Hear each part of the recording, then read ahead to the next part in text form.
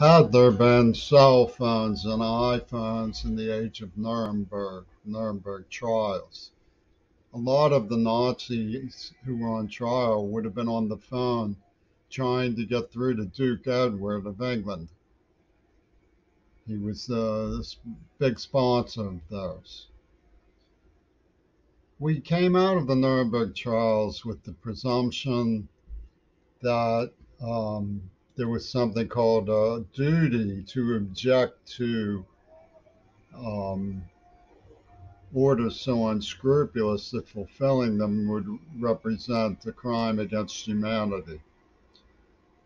The idea of the Nuremberg defense, that they were just following orders, was voided.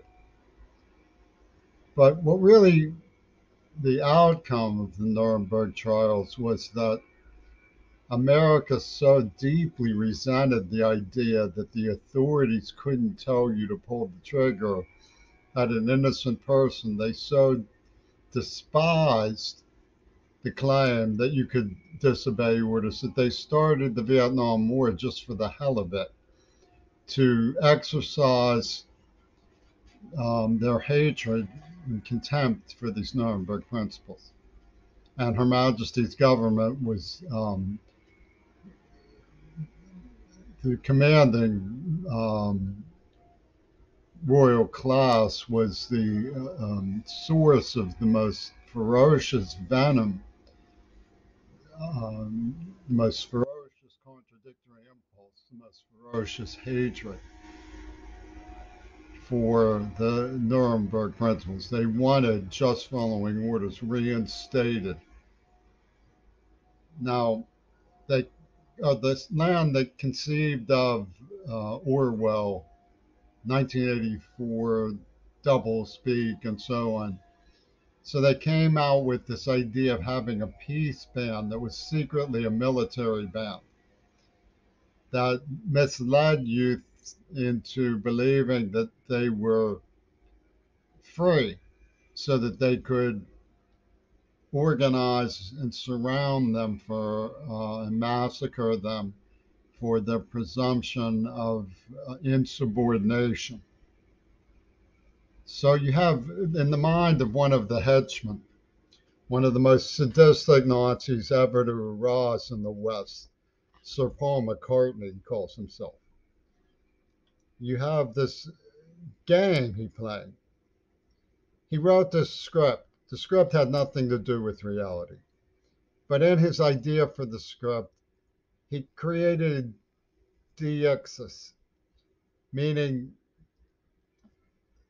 the object of his script, if it was living a normal life, was evading its duty to be a subordinate Nazi. And if it had obeyed its duty to be a subordinate Nazi, it would have achieved a great reward. But because it didn't, it must die. And what he did was he thuggishly brutalized me. He uploaded catastrophic slanders. He forcefully ruined every single dimension of my hopes and dreams.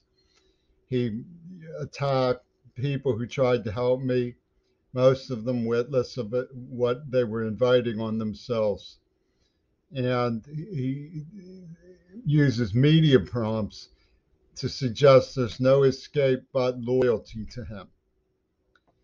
And in his contract against reality, this madman has dreamed up through hocus pocus an event that is absolutely tiresome with its asininity.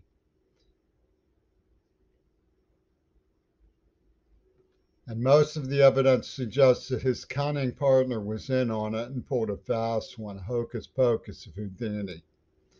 So not only is his lie in service of a morbid and hostile war game that's grossly illegal, full of slanders and lies. It's not that I don't see the points they're making. They're just rubbish points that have no directional reality. They don't connect with reality in any meaningful way.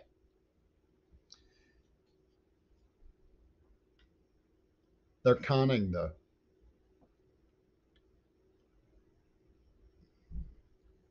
But the evidence shows that he just simply wants to play this game as so that he could say it is as if it is real, and therefore we have the right to prosecute it as though it is real.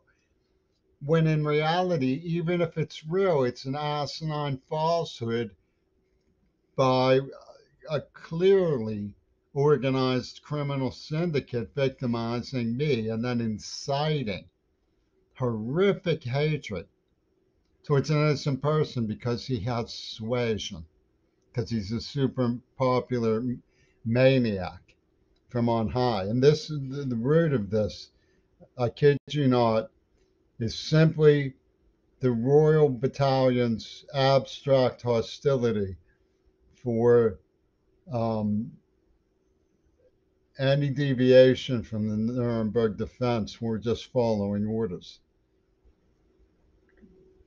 And it's not just Monty Python saying we like orders, although that's certainly part of it.